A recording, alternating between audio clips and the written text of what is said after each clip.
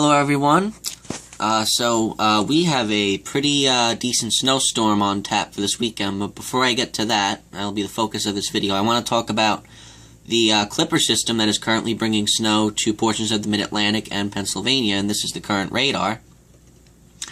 You can see that we have light to moderate snow throughout most of central Pennsylvania, extending back into the Great Lakes and even across central Michigan here. Not really expecting too much there, maybe an inch or two out of this. Central Pennsylvania could see a little more, possibly 2 to 3 inches. And then as you get farther south into Maryland, Delaware, southern New Jersey, you have a coastal low that is forming off the coast of Virginia here, and that is enhancing precipitation over these more southern areas, and we are expecting a little more snow across coastal Jersey, Delaware, and Maryland, including Washington, D.C. and Baltimore. Philly, I think, stays north of the heavier stuff, but still could see about 2 to 3 inches out of this.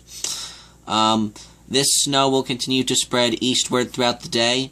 What's going to happen is this precipitation is going to concentrate further south, so you will get lighter snow across southern New England, southern Connecticut, Rhode Island, southern New York, Long Island, New York City, but it's going to be generally light as this comes to the east throughout the rest of today, and your heavier snow will mainly impact coastal Jersey, Maryland, and Delaware, and then stay offshore for southern New England into tonight.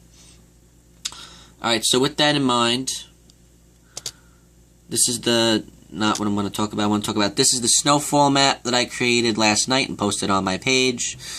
Obviously, east of this line, this black line here is what we're concerned about with for today. So again, central Pennsylvania, southern Pennsylvania into northern Maryland, Delaware, and coastal New Jersey. We're expecting 2 to 4 inches, and I would even bring this 2 to 4 a little further south, just to include Baltimore and maybe even Washington, D.C. I think this 2 to 4 inch line is a little further south. I think all of Delaware, coastal New Jersey, southern Pennsylvania, Baltimore, Washington, D.C. is all included in this 2 to 4 inch range. And I'm a little concerned about there could be some locally higher amounts of up to 5 or 6 inches across Delaware and coastal Jersey through tonight, because as we saw on the radar, there was some heavier snow falling there. And then up to the north through tonight, southern New England, we're expecting a coating to an inch. Not really expecting any more than that. Okay, so that's the Clipper system, and now we get to do the fun part. Talk about Saturday's storm. So this is the Canadian model, and most of the models are pretty on point with the setup, sort of, but it's the little intricacies with the certain where the energy is going to be and how fast the low is going to strengthen that plays a huge role in the amount of snow that we're going to get. This is the current 500 millibar map for today. You have this piece of energy across the upper portion of the western U.S. here, and then you have another piece of energy across the southwestern United States here. Now what's going to happen is these two pieces of energy will come together and will break to the southeast, form a storm along the Gulf Coast, and then come up. So what I want you to pay attention to as I loop through here, just to save time, I'm not going to go frame by frame because that's tedious. As I loop ahead to Saturday, watch how these pieces of energy come together and strengthen significantly as it comes over to the Gulf Coast. So we're going to do that really quick. See, they're coming together. See some darker purple, some darker white. And now we are at Saturday morning. Alright, here, Saturday morning. So all your energy has come together. Here is your piece of energy, your main piece of shortwave energy that creates the storm. As you can see, up to the north, there is nothing preventing this from coming up the coast. So where's it going to go? It's going to go up rather than go out. So as we move along, there it goes. And look, this trough goes negative. And when you have a negatively tilted trough, that means your moisture is being sucked back towards the coast and further inland. And here is your area of low pressure. Right now it's at about 980 millibars, I believe. Maybe I can't read that correctly. I think that's 980. That's pretty low, It's a little close to the coast, and that's why I'm a little concerned. And if you look at your precipitation map, here's all your precip. Most of this across the northeast is snow, believe it or not. So this is pretty heavy precipitation. Now, going back, just so I can be a little more specific, when the low is in the south, for Friday night, you have to be concerned about snow across the mid-Atlantic, across Maryland, Virginia, West Virginia, Kentucky, and eastern Tennessee, and even northern North Carolina. I need to watch this area here for a period of snow. Friday night could get a light to moderate accumulation out of that. Then this precipitation will spread to the northeast and pick up in intensity because this area of low pressure that we're watching as it comes up the coast is going to undergo what we call bombogenesis or bomb cyclogenesis. It's when the central pressure of the area of low pressure drops 24 millibars in 24 hours, and some models are indicating that it could strengthen that much. Now here's the key. A couple of keys here. Where this storm goes. So one of the keys is where does the storm go? And all indications are that this trough here, which kind of controls where the main storm goes, this piece of energy back to the north controls where our storm goes. This is back to the west. So that means that there's room for this to come up. So I'm pretty convinced this is coming up the coast. Now the other key here is you have other pieces of energy to the west that could actually work to boot this out to sea. It's not likely that these pieces of energy will be strong enough to do that, but it could push the storm a little bit further to the east, which would be good for coastal areas because that means warm air would stay off the coast and we would get more snow. And I'm on Long Island, I'm along the coast, I want snow, so I'd prefer that the track be a little bit further east than west. So those are the two keys. Those are two of the keys. The last key is how quickly does this area of low pressure strengthen as it comes up, because we already know that there's going to be a close call with rain and snow mixing together at the coast, which could hold down accumulations there, because we don't have a fresh injection of cold air coming in. What's going to happen is we're going to have cold air left in place from the Clipper system that's moving through today, because we get a shot of cold air when that moves through today, and that's just going to be left over for the weekend when this storm comes up. We're not getting a fresh injection. So that means you have to worry about warm air coming in along the coast if this comes too close. But if this low strengthens enough, and I want to show you the European model representation because that was just a perfect model run today. Can't wait to get to that. This is the Canadian. The Canadian has it strengthening, a lot, but not as much as the European does. But before I get to that, the key is the faster this strengthens, the better chance there is that this low will generate its own cold air, because the stronger it gets, the heavier the precipitation is. The heavier the precipitation is, you cool the atmosphere, and you can actually generate your own cold air.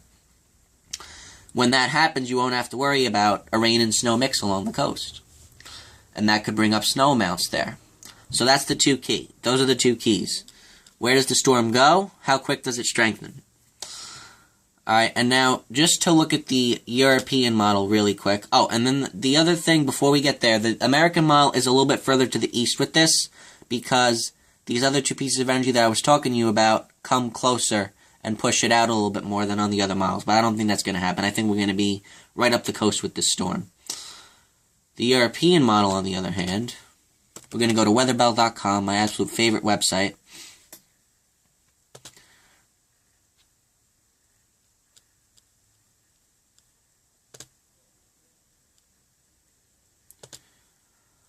I'm just going to skip ahead to the shot that I posted on my page earlier today, a couple hours ago. This is by Saturday evening at 7 p.m. The Canadian model only has it strengthening to about 985 millibars by the time it reaches this location. The European model, though, if I just zoom in to show you, the central pressure of this low is 969 millibars. That is really intense. That's almost, hurricanes could have central pressures that low. Hurricane Sandy, I believe, was 960 millibars, if I'm correct. Not sure if that's correct. I'm pretty sure that is, though. So yeah, this could be a really intense system. Now, because this low is so strong on the northern and western side, precipitation is so heavy that we're actually generating our own cold air here. And what you see here, all this orange and red and yellow and blue across Long Island and coastal Jersey and Massachusetts and Connecticut and Rhode Island, this is all really heavy snow. It's not rain, it's not sleet, it's not freezing rain, it's all snow, if this scenario pans out. Now, to be perfectly honest with you, I see the European model as like a holy grail solution for me because I want a lot of snow.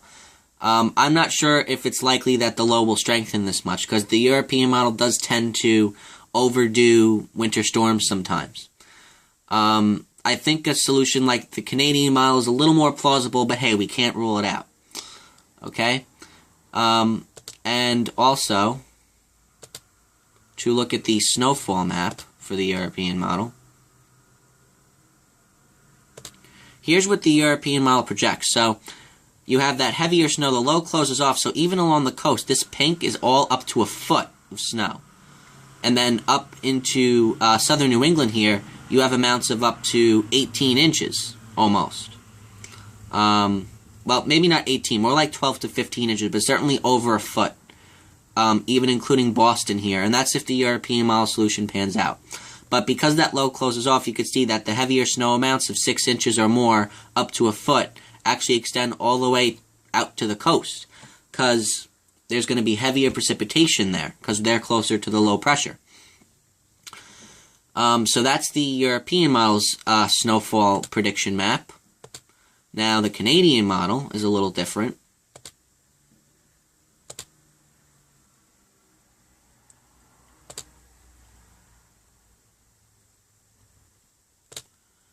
Alright, so if we zoom in here, the Canadian model, see, brings the low close to the shore here, close to the coast, and it's not as strong, so it's not generating its own cold air as quick. So the Canadian model projects that there's going to be some mixing across Long Island, southeastern Massachusetts, Rhode Island, and Connecticut here. And that's why your heavier snow amounts are further to the north and west. So, you know, anything can happen. Maybe the European model solution will come out, or maybe the Canadian, and the GFS has it further south and just a little bit of light snow over the coast, which is really not what we're expecting. So, which solution do I think seems more plausible? I think the Canadian model solution is plausible, but we can't throw out the European. And because of that, I don't have a snow accumulation map yet, because it's still very sketchy about what could happen, but I do have a more specific threat map, which I'll get to in a minute. Also, I want you to notice that because this is a strengthening system, your heavier snow amounts don't start popping up until it's all the way up into southern New England. That's where the precipitation gets heavier. Alright, here's the threat map. So this will be for Saturday into Saturday night for the Mid-Atlantic on northward, Friday night into Saturday morning from the Mid-Atlantic on southward. So the blue area is because this low is not going to start out strong, so you're going to get less snow, but you're going to start out with snow across eastern Tennessee, northwestern North Carolina, parts of eastern Kentucky, West Virginia, and parts of Virginia. Friday night into Saturday, you're going to start out with a band of snow there. I'm thinking a light to moderate accumulation will be possible anywhere from 2 to 6 inches there, perhaps. As it moves up, the snow will start to pick up in intensity, so across Maryland, Washington, D.C., Baltimore, Philadelphia, Delaware, again, I see a possible 3 to 6 inch snowfall for you guys. That'll be late Friday night into Saturday during the day. This will start to strengthen as it moves up the coast, so precipitation starts to pick up, and in the purple area, you have to worry about heavier snow than these southern areas. Because as this moves up the coast, you're getting up more moisture coming in, the trough strengthens, the low closes off, you get really heavy snow, and I'm thinking that anywhere in this purple area, especially across southern New England, going up into, I'd say starting from the lower Hudson Valley up into Connecticut, into central Massachusetts, I'll throw Boston in this, into southern New Hampshire here, and along the southern coast of Maine here, southern New England, I'm really concerned about a foot of snow, maybe a little more. Perhaps. That's if the European solution comes out, and even the Canadians suggest that up to a foot will be possible. Further south, across coastal New Jersey, a good portion of Long Island, New York City, and eastern Pennsylvania. I'm more concerned about a 6-inch snowfall, possibly more. Further north, I'm concerned about a foot of snow, anywhere from 6 inches up to a foot. And then further south, I'm thinking around 6 inches or possibly a little more. And then along the coast, the Twin Forks of Long Island, I couldn't throw in the purple area just yet because I'm concerned about mixing. And same thing with coastal Massachusetts and Rhode Island. They're still concerned about mixing, but still think 3 to 6 would be a good estimate for you guys. So this is the threat map, and it still could change. There's still a lot of model runs to go. If this low comes further west, then the purple area will be shifted further west. If it goes further east, then the purple area will be shifted further east. Alright, but watch out. I think this is our first major snowstorm of the winter, so we'll keep an eye on it. And then we're watching another threat for next week, but I'm too excited about the Saturday storm to be concerned with next week's storm right now. Alright, thank you for watching. We'll update this again tomorrow.